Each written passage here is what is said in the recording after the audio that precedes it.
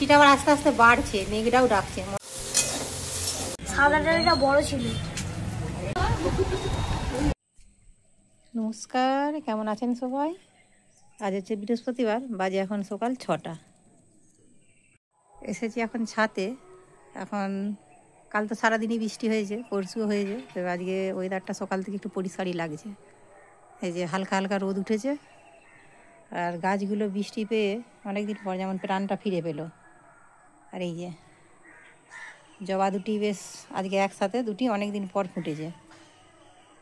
এখন হচ্ছে যে এগুলো হাত দেবো না, এগুলো স্নান করে একদম পুজোর জন্য তুলব। আর এইদিকে যে হালকা হালকা রোদ বেরিয়েছে। আজ আবার জগদ্ধাত্রী পুজো, জগদ্ধাত্রী পুজো নবমী। আজ হচ্ছে যে আসল মেন পুজোটা। আমার বাপের বাড়িতে ধুমধাম করে খুব পুজো হয়। এই বিয়ের প্রায় 18-18.5 বছরে এই জগদ্ধাত্রী পুজো একবারও যায়নি।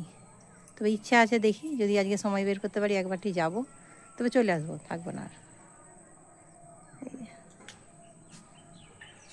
চলুন নিচে যাই, গিয়ে কাজকর্ম সারি। বেশ রোদরা একদম সোনালি রোদ, চকচক করছে। বাজে এখন 11টা। এই যে বৃষ্টি, সকালবেলা মেঘটা ফাঁকা হলো, সূর্যটা আস্তে করে উঠলো হালকা। ভেবেছিলাম আজকে যাব, কিন্তু আজ যাওয়া যাবে নি। এই বৃষ্টি মাথায় নিয়ে যাওয়ার থেকে না যাই ভালো, তার থেকে ঘরে রান্না বসাই চুপচাপ, সেটাই ভালো হবে। যদি বিকেলে ধরন থাকে তাহলে ভাবছি বন্দর যাবো। বন্দরেও জগদ্ধাত্রী পুজো হয়েছে, বন্দরের থেকে ঘুরে নিয়ে আসবো বাচ্চার থেকে। চলুন রান্নাঘরে। এই যে চলে এসেছি রান্নাঘরে। আজ যেহেতু বৃহস্পতিবার, আর আপনারা তো জানেনই বৃহস্পতিবারটা নিরামিষ খাই। আজ করবো একটু সোয়াবিন দিয়ে ডুমুর দিয়ে একটু কষা কষা ঝাল করব। আর এই যে সকাল সকাল বাড়ির কাজকর্ম সেরে একবার গিয়েছিলাম মাঠে, বাপের বাড়ি যাবো বলে কতকগুলো শাক তুলে এনেছি। আমাদের বাড়ির মাঠের যে শাকগুলো হয়েছে, শাকগুলো খুব সুন্দর মিষ্টি, সেই জন্যই নিয়ে এসেছি বাপের বাড়ি নিয়ে যাবো বলে। কিন্তু এই যে বৃষ্টিটা দেখুন না, এরই থেকে দুটো ভাজা করে নিই, বাকিটা ফ্রিজে রেখে দেবো।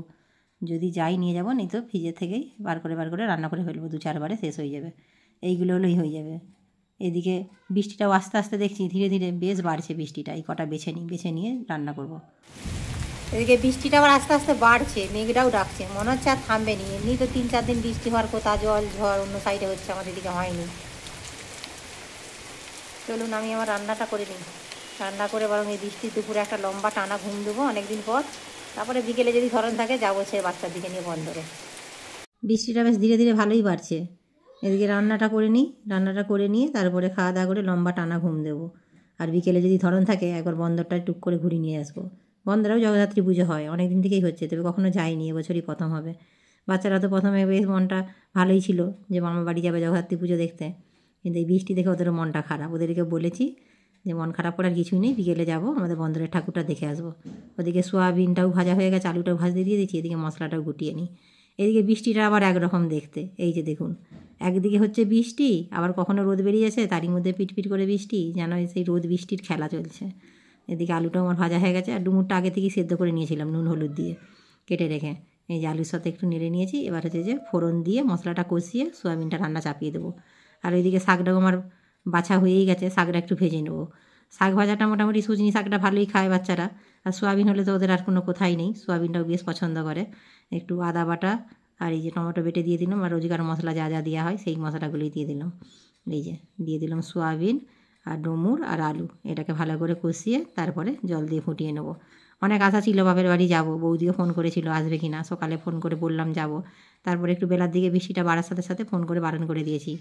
তবুও বললো ওদের ওখানে 4-5 দিন মোটামুটি অনুষ্ঠান হয়, যদি বৃষ্টিটা থেমে যায় বিকেলের দিকে আসতে বলেছে। তো বিকেলের দিকে আর যাবো না, আমাদের ঘিনেরই এক দিদিভাই বন্দর যাবে বলেছে, ওনার শাশুড়ির কিছু হচ্ছে যে ইমিটেশনের গয়না কিনবে, ওনার সাথেই যাবো। দিদিভাইকে বললাম তাহলে বন্দর যদি যাবো তাহলে হচ্ছে যে ওইখানে বন্দরের ঠাকুরটা দেখে আসবো। তবে এই রান্না হয়ে গেলে খাওয়া দাওয়া করে সেরে একটা ঘুমিয়ে নেবো, একটু ঘুমিয়ে ঠান্ডার বাজারে তারপরে বিকেলে সন্ধ্যের দিকে একটু বেরাবো। চলুন, এদিকে আমার হয়ে গেছে ডুমুর সোয়াবিন আর আলু তরকারি। এবার শাকটা ভেজে নিলেই তারপরে হয়ে যাবে, খুব সুন্দর একটা গন্ধ বেরিয়েছে। আর এই যে শাকটা ভাজার জন্য শুকনো লঙ্কা আর জিরে দিয়ে শাকটা তেলের মধ্যেই তুলে দেবো। শাকগুলো তবে এত সুন্দর মানে নরমও আছে, মানে একটু নুন দিয়ে চাপা দিয়ে দিলেই হলুদ দিয়ে একদম ছোট্ট হয়ে কমে যায়, আর খেতেও বেশ দারুণ মিষ্টি।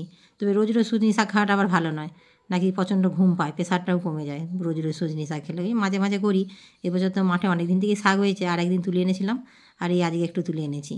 চলুন, হয়ে গেছে আমার রান্না। এবার ভাতটা বেড়ে দিই, ভাতটা বেড়ে দিয়ে বাচ্চাদেরকেও খাইয়ে দিই আর নিজেও খেয়ে নিই। এই যে, আর এই বর্ষার সময় বৃষ্টিটার জন্য বেশ ঠান্ডা ঠান্ডা ওয়েদার রয়েছে, আর গরম গরম খেয়ে নিলেই ভালো, ঠান্ডা হয়ে গেলে আর মোটেও ভালো লাগবে না। চলুন এদিকে খাবারটা দিয়ে দিই। ওইদিকে তো আজকে সকলে বাড়িতেই রয়েছে, আর জগদ্ধাত্রী পুজো উপলক্ষে স্কুলটাও ছুটি আছে। তারপরে সন্ধ্যেবেলার দিকে বেরোবো। দিয়ে বেরিয়েছি, বাপের বাড়ি তো আর যাওয়া হলো না, বন্দরই যাবো, বাচ্চাদেরকে নিয়ে দেখাবো। বন্দরে একটা ঠাকুর আছে, চলুন দেখা আসি। সন্ধ্যে তো হয়েই গেল, চলুন। এই যে বেরিয়ে পড়েছি, ঘুম থেকে উঠে কাজ সাথে সাথে প্রায় সন্ধ্যেই হয়ে গেল। তার মধ্যে দিদিভাই ফোন করেছিল, দিদিভাইয়ের ফোনের আওয়াজেই ঘুমটা ভাঙলো। চলুন চলে এসেছি বন্দরে। বন্দরে বাস স্ট্যান্ডের এটা হচ্ছে যে পুজোটা হয়, এই যে এই জগদ্ধাত্রী পুজো। এখানে জগদ্ধাত্রী পুজো কয়েক বছর ধরেই হচ্ছে, তবে কখনো আসিনি, আসবো আসবো করে আর সেভাবে আসা হয় না, বাড়িতেই থাকি। আর আজকে দিদিভাইও আসবে বললো, আর বাচ্চাদেরকেও নিয়ে আসবো বলেছি। ওরা যেহেতু মামা বাড়ি যাবে বলছিল, মনটাও খারাপ, সেই জন্য ওদেরকে নিয়ে বেরিয়ে পড়লাম। এই যে মা জগদ্ধাত্রী দর্শন করে নিন, আপনারাও দর্শন করুন। আর এইখান থেকেই একটু হচ্ছে যে ঠাকুরটা দেখে তারপরে যাবো। আর এই যে এখানে কুমারী পুজোও হয়েছিল আজকে, এই যে কুমারী পুজোর জন্য সিংহাসনও রয়েছে। এবার এখানে হচ্ছে যে এই যে মায়ের দর্শন করে যাবো এবারে সোজা সেই ইমিটেশনের দোকানে। বললাম না, দিদিভাইও হচ্ছে যে ইমিটেশনের দোকানে যাবে, তার শাশুড়ির জন্য কিছু গয়না নেবে। আর আমরাও ভাবছি যদি পছন্দ হয় সেরকম নেবো। আর এইটা আছে যে বন্দরের বাস স্ট্যান্ড, যেখানটা সেই বাঁধ ভেঙেছিলো এইখানটায় দুর্গা পুজোও হয়। এখনও এইখানটায় কাজটা কমপ্লিট হয়নি। এই যে চলে এসেছি ইমিটেশনে। দিদি তার শাশুড়ির জন্য চেন, হাতে চুড়ি, কানে নিয়েছে, তবে বড় বড় দুটি কানের টোপস দুটো বেশ সুন্দর লাগছে। দিদিভাই এক জোড়া নেবে আর আমি এক জোড়া নেবো ভাবছি। আর ওইদিকে গোপাল তো একটা অ্যাকোয়ারিয়াম দেখেছে দোকানে, এই দোকানের মধ্যেই আছে, সে তার দিকেই বারবার হচ্ছে যে এই যে আমাকে বারবার ডাকছে, মা এদিকে এসে দেখো কীরকম সব অ্যাকোয়ারিয়ামের মাছগুলো। তবে খুব সুন্দর লাগছে মাছগুলো। জলটা একটু যদি হচ্ছে যে মনে হচ্ছে জলের ফিল্টারটা বন্ধ আছে, সেই জন্য জলটা একটু ঘোলা সামান্য, নাহলে জলটা পরিষ্কার থাকলে আরও সুন্দর লাগতো। চলুন, অনেকটাই সময় লেগে গেছে, এবার বাড়ি যাব। চলুন তাহলে ভিডিওটা এখানেই শেষ করছি। কেমন লাগলো অবশ্যই জানাবেন। আপনারা সুস্থ থাকবেন, সাবধানে থাকবেন, আর ভালো লাগলে একটা লাইক করে দেবেন।